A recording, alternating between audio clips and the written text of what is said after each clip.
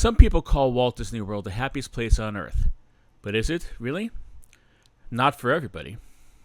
Sure, millions of people walk through its gates and find joy and amusement in the park's trademark themed thrill rides, frozen pineapple-flavored Dole Whip concoctions, and its cinnamon sugar-encrusted churros. But lately, many people have come to the park and left disappointed. A small batch of intrepid treasure seekers have come to Disney World in search of cloth-covered pieces of plastic, only to leave with their hands empty. These adventurers were looking for the Mego Spider-Man action figure set, an elusive toy set that you can only buy exclusively at Disney parks and online at disneystore.com. That is, if you could find them in stock. If you grew up in the 70s, then the Mego Corporation was the toy company. Founded in 1954 by D. David Abrams and his wife Madeline Abrams as an importer of dime store toys, the company really took off when their son, Marty, took over the reins of the business in 1971. Marty increased the company's profile by aggressively licensing many of the most popular television shows of the day, including Happy Days, The Waltons, Starsky and Hutch, Star Trek, and The Dukes of Hazzard. Mego adapted all these licenses into the same 8-inch dolls, which means that the kids could create crossover play stories between the different properties. You could have Bo and Luke Duke team up with the Fonz to save Huggy Bear from Boss Hogg, for example.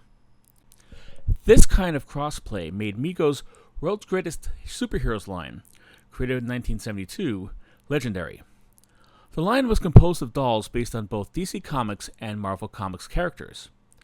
The 70s were a simpler time, one where rival comic book companies would allow the same toy company to make dolls from each of their character lines.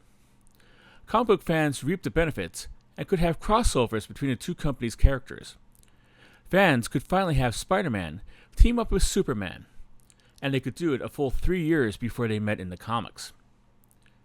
Mego eventually went bankrupt in 1982 as the market shifted more to the 3 3/4 inch action figure style made popular with the Star Wars and G.I. Joe action figures, and away from the larger size that Mego was famous for. But Mego toys, especially the world's greatest superhero line, became popular with toy collectors around the world for decades to come. In 2018, Mego started making a comeback. They started making 8-inch dolls out of licenses such as Cheers and Facts of Life, along with old favorites like Happy Days and Star Trek.